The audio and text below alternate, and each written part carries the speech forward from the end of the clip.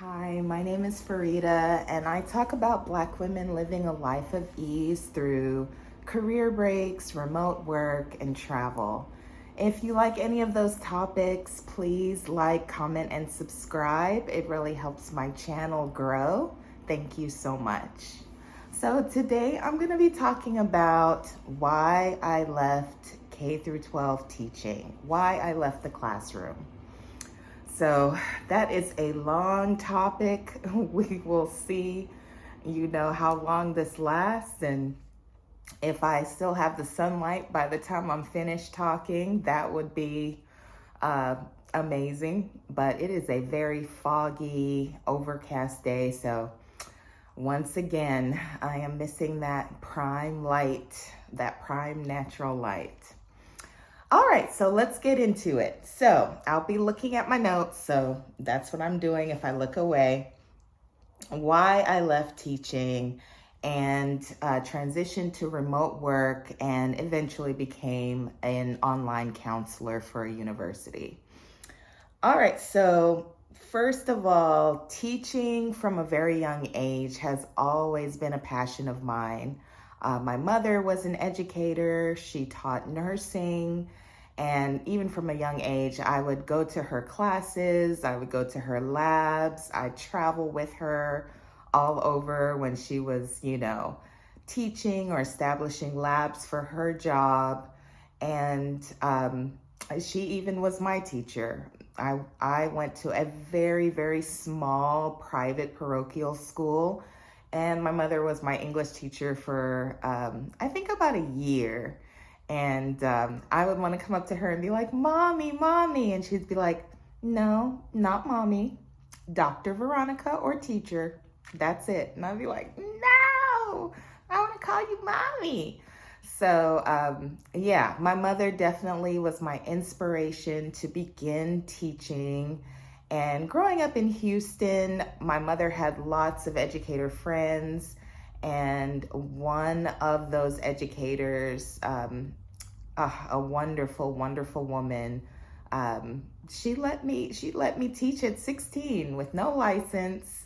It was a very small private parochial school, so I got to be an apprentice for several years at this small school, teaching, studying under other teachers, and working with this woman in the office to see the business side of teaching. And it was such a wonderful experience that I started off as a volunteer, and eventually it became one of my first jobs. So I started getting paid as a teacher's assistant and went on to college, majored in English and education, became an English teacher, and the rest is history. So why did I leave? Interestingly enough, it was not because of the salary. I was quite content with my meager salary, and teaching is probably one of the lowest paying professions with a college degree. But, with all that being said and done, I never had a problem with any of the salaries that I received, whether I was working at a charter school, a Montessori school, a private parochial school, or even an online school. I never had a problem with the salary. It's the other things that you have to put up with in addition to the salary. So, the pay was never a problem. It could be that I was, blessed to have, a dual income household, and, my money was mine to do with as I pleased. However, even when I was single and still making the same or similar income, money was never the issue. It just never was. I loved teaching. I loved the students. I loved coming to class every day and starting a competition, a game, a goofy intro to a new concept or theory. So no, the pay is not it. So if that's what you were thinking, you are mistaken. So what for me was a very, very, very huge irritant to teaching was that every year there was a new method, a new strategy, or a new program in place to improve student achievement / improve funding for the school. So every year, it would either be we read this book over the summer and we're going to be implementing, love and logic, or we're going to be implementing champs, or we're going to be implementing, this post-COVID program to lessen the student gap during the COVID years for teachers, or just some new gimmick. And at the end of the day, it can kind of become background noise. The first couple of times you're excited, and then you see by the middle of the year, okay, we're sliding back into our old ways. These new gimmicks are not working. They're not being implemented. The teachers are no longer taking it seriously, so therefore the students are no longer taking it seriously. Leadership is not really showing us what to do. They kind of launch it in the first 2 weeks of, the teacher in-house meetings, and then they release you and you have to figure it out.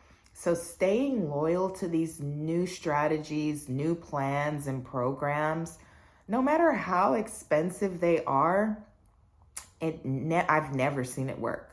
If you are a teacher or an ex-teacher, you can let me know what strategy worked for you. But teaching is an interesting profession because there's no one strategy that I feel will totally work. You have to implement several different strategies. It is a very interesting art form.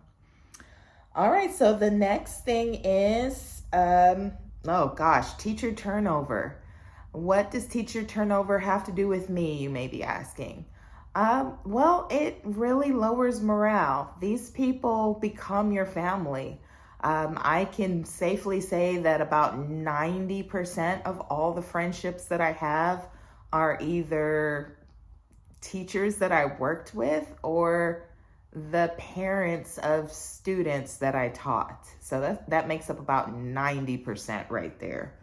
So, when a teacher leaves after a couple of years, especially if it's a teacher being let go, fired, laid off, whatever the issue is, it's traumatizing for me. I know I'm a softie, but that really, really hurt my feelings, especially if it was not the teacher's decision. It was made for them.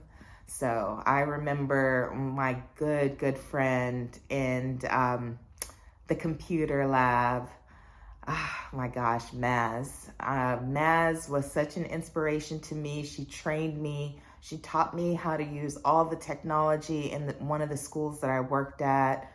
Maz was just silent, quiet, no nonsense, but I just loved her. And every opportunity, I just hang out with her. And then hearing that, Maz's contract would not be renewed the next year, I'm getting emotional right now.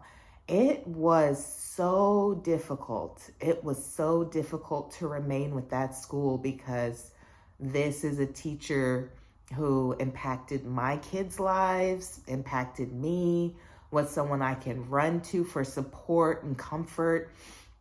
And her just being let go so cavalierly for no reason other than the bottom line. It was really, really, it was a low. It was a real low. So yeah, teacher turnover is tough. It's tough, especially when you don't understand why. Because there are teachers that you understand why. They are horrible. They are getting in late. And those are the teachers who stay. Those are the teachers who get to stay and thrive. They have no classroom management.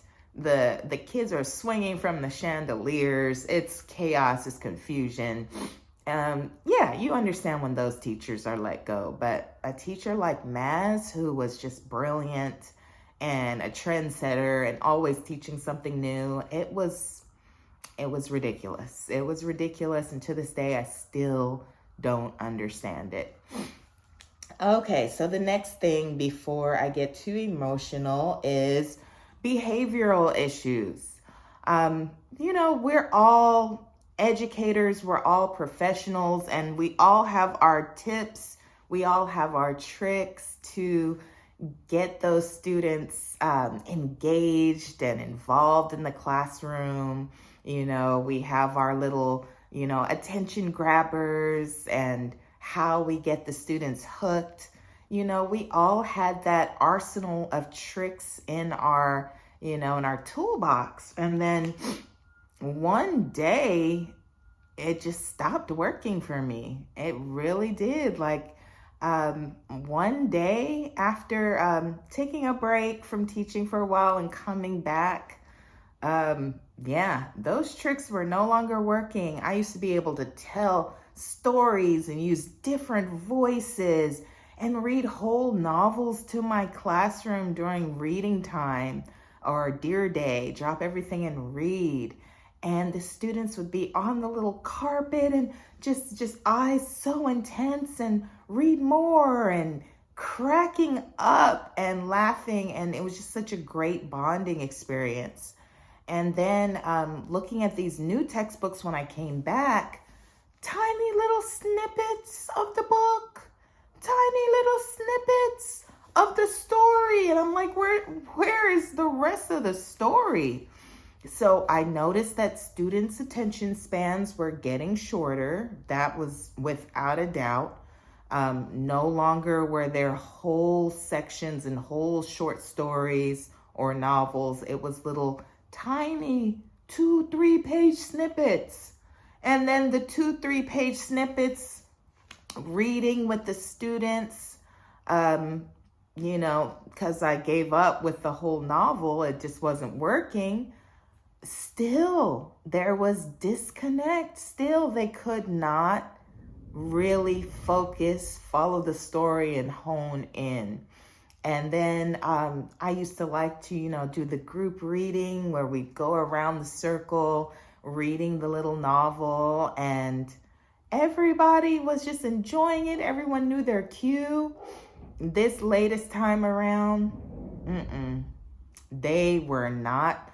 The level of reading, I'm talking about high school students, the level of literacy, it had really, really dropped. And, I had to get online, I had to read, I had to learn new things. But at the end of the day, it wasn't that level of achievement, especially when I was teaching advanced placement. We were not getting that level of achievement that I wanted.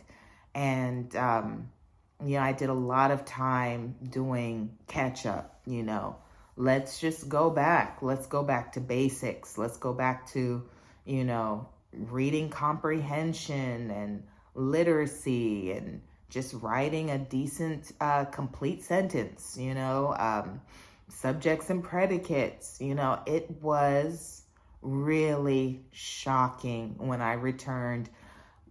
Quiet as kept. I returned for 2 months, and then I made my exit. So, but yeah, it was really interesting that just 5, 7, 10 years ago, the learning levels and the scholarship is just so much different. It was night and day, honestly, night and day. So that is another reason why I decided to leave teaching. Also, work-life balance. When I was teaching in my first decade of teaching, I was all in. I barely took a vacation. I waited until the summertime before I had any personal time. And then the summer, actually, I was sitting there planning my curriculum for the next year. I wanted it to be perfect. And during the summer was a great time to plan out my curriculum, plan out my resources, lesson plans, and spend quite a bit of my own money on, books, stocking my library, excuse me, stocking my library, making sure everything was beautiful, awesome. And, I just love planning. But also, I love spending time with my family, and I love spending time with my friends. And during the school year, everybody that's a teacher knows that when you get home from school, you're grading. When you get home from school, you are evaluating. You're readjusting. You're looking at your data. What do I need to review? What do the students already know that I can skip?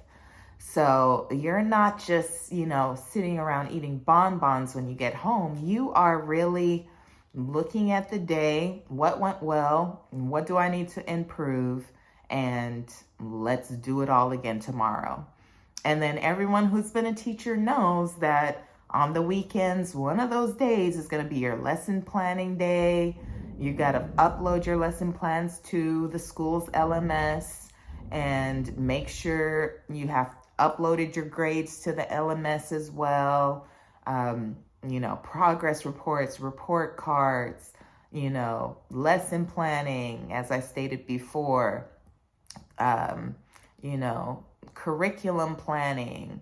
If you're teaching AP, you got to work on your syllabus. And, there's a lot of things that you have to do to be prepared. And those things usually happen outside of school, because those planning hours that they give you at work, we all know they're not enough. They're not sufficient. You're not going to be able to do it all in that 1 hour planning time. You barely can eat your lunch, get a little bit of fresh air, and pray if you pray. So that's all you really have time to do. And then not to mention the students that continually come into your classroom to talk to you, vent, share their frustrations, bond. That's a part of it too. You're also a counselor. So, that work-life balance was really difficult. And then I would say in my second decade of teaching, probably after 15 plus years, that's when I started, okay, I'm going to take this time off and I'm going to go see the world. I'm going to go follow my passion of travel. And I'm going to go to Saudi Arabia. I'm going to go to Puerto Rico. I'm going to go visit here and see the world, explore, and just, job well done. Let me take some personal time. And the way that it was almost punished, when I got back with, a whole stack of papers to grade, extra work to do, increased behavioral issues because the students they think that you've abandoned them, and and then some passive aggressive stuff from administration, if I'm being honest. Okay, you think you're gonna leave? Okay, we're gonna slash that paycheck. We're gonna slash that paycheck. We're gonna add an additional duty in there. You think you were just doing carpool in the morning? You're doing it morning and afternoon now. Don't get any bright ideas. So yeah, very much there was a lot of subtle punishment going on whenever I got back from vacation. All right, so I would say that another huge issue would be going along with that work-life balance is exhaustion, mental labor, and well-being, which kind of ties to my previous point, the subtle punishment when you would get back from a personal day or a vacation, and just dealing with student issues. I mean, students that have been abused at home and mandatory reporting. I mean, breaks your heart when you see some of these cases. Issues of severe bullying. There was one issue of bullying with an element of catfishing in there, which actually drove 2 students to be expelled / withdraw from the school. Broke my heart because both kids involved were just such great kids, but just made some really bad decisions. And the other one, of course, was a victim, but nonetheless has to suffer with that consequence of the whole school knowing what happened, seeing what happened, and just such a huge violation of privacy. So that was difficult, very difficult. Parents sometimes, I worked at many schools. Some schools, the parents were super over involved to the point of wanting to sit in your classroom the entire time you give a lesson. That's what I'm talking about when I say super involved. Loved it when they wanted to come on the field trips, come on the major events. I took my students to the state capitol so that they could debate on the House floor, which is one of the highlights of my career. It was the first time our school at that time had left the city and participated in something major, which really was the spearhead to other events that we started later. Other teachers, me and another teacher, Nita, we started some interscholastic competitions between other small parochial schools across the United States. So we started participating in that. And then other teachers got involved, and it grew and it grew and it grew. But those are huge, like extended weekend trips and events. And it takes a lot of time from your family. It takes a lot of time from your personal life. And you have to be super committed to tutoring the whole year around and planning the event, making sure all students are accounted for. The first time we did the interscholastic parochial school competition, one of our students got himself lost, and me and Nita, we were just looking at each other like, what are we gonna say? They're never gonna allow us to do this competition again. What are we gonna say? And we just kept looking and looking for him. And then when we found him, we were just so relieved. We just chewed him out, but we were so happy. And he was happy to be found as well. So that is those are some of the highlights of my educational career, but also super taxing, super involved and draining. And I had to take time away from my babies to go and help these other babies grow. So that is one of the things that were just both a blessing and a curse at the same time. So the next thing is, sometimes as a woman in education, we're the majority. We are the main people in the building. But sometimes, leadership, the board, the principal, the admin, a lot of the times they are, sometimes they just don't listen.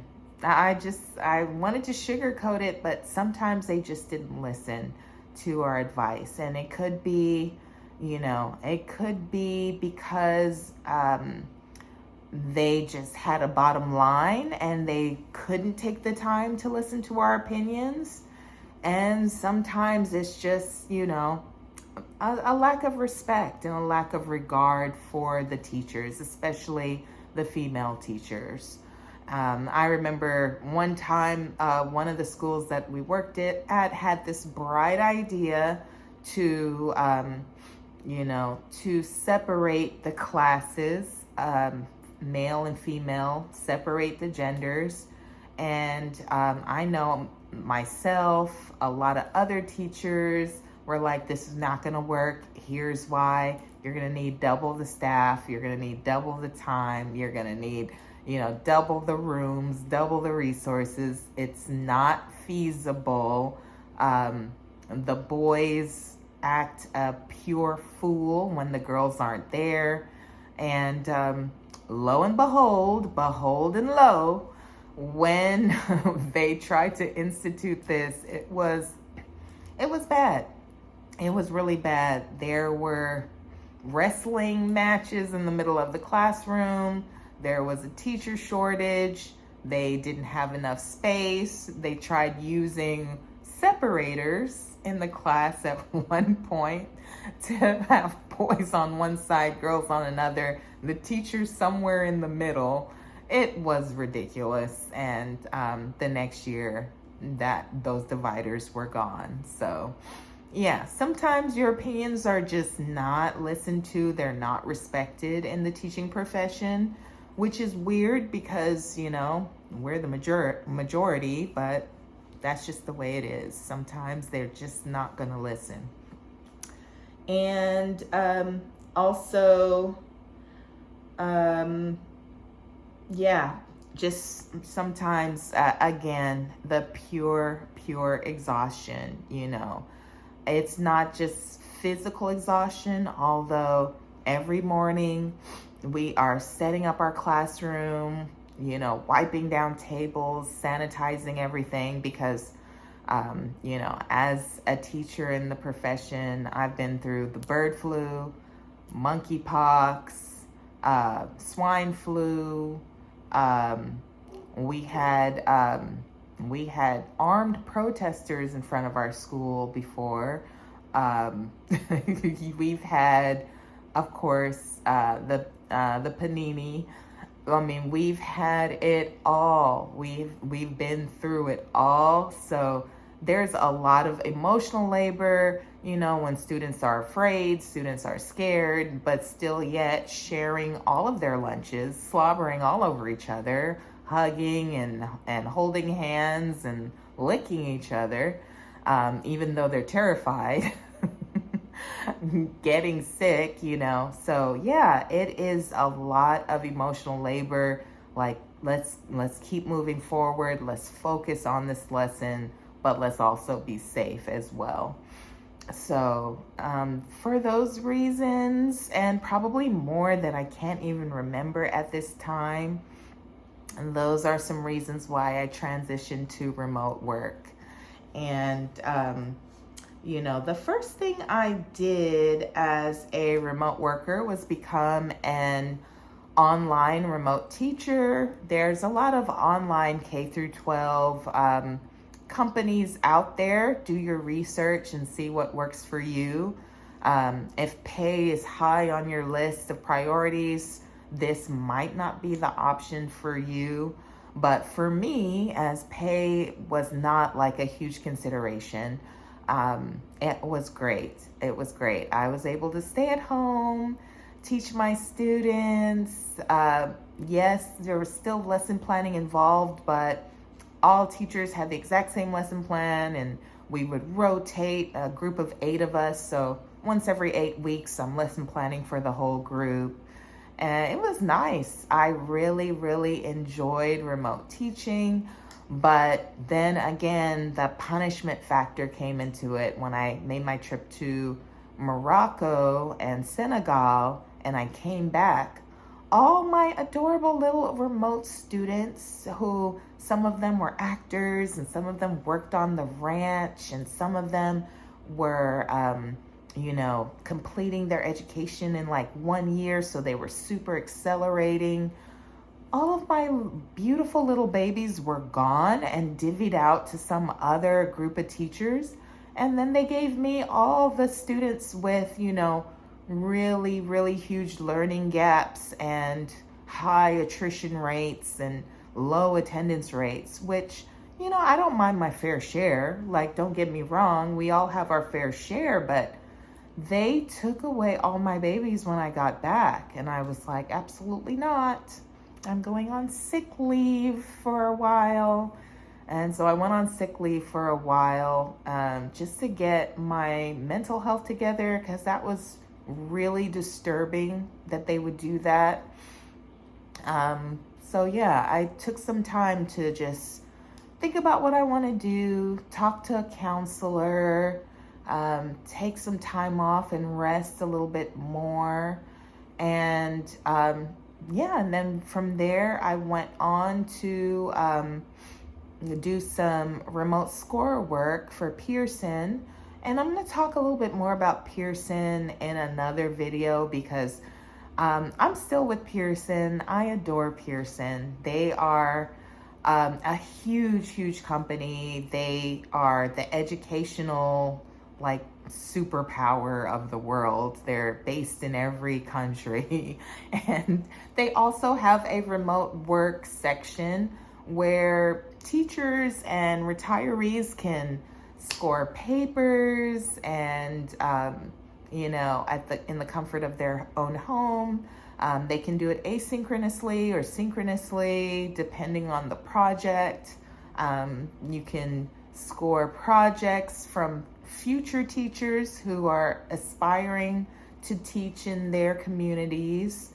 And I really like it. It's flexible. You can work from anywhere that has a Wi-Fi connection. And, again, the pay is not super incredible, but depending on the job, if you get a job, with, scoring future teachers, those can be pretty lucrative as well. And even the ones that aren't lucrative, if you double it up with another remote job, double dipping as I like to call it. Yes, I was doing some adjunct work at a university while I was working with Pearson. And while I was in the classroom teaching those students, how to conjugate verbs, I'm also on Pearson, logging in, doing my little thing while students are writing their papers. Yeah, double dipping is nice. I really, really love to double dip. So that's something to think about if you, if you have a master's degree and you want to look into the local community colleges in your area. Even though it's not remote work, it's really nice, easy work. And the students who are there, they want to be there. They want to learn. They want to get their education. So not dealing with behavioral problems was a huge plus. So after that, in conjunction with the community college work, I became an evaluator as well. And evaluators are pretty similar to scorers. There's no evaluation is a little bit more complicated, because you have to put, what the student did well, what they need to work on, what is missing from a submission. So it's not just this paper gets a 3, this paper gets 2, this paper gets 4, this paper gets 1. No, you're in a relationship now. You're in a relationship with this presentation or paper, and evaluation is like a higher art form of just being a scorer. Also, I've worked with College Board, and I have been to the on-site scoring locations as well as remote scoring. I have to say that if you want a professional development experience, going to the on-site location for a week of intense scoring, collaboration, and just, uh, mentorship and fellowship with fellow educators and fellow writers, it can't be beat. You've got to go to the on-site location.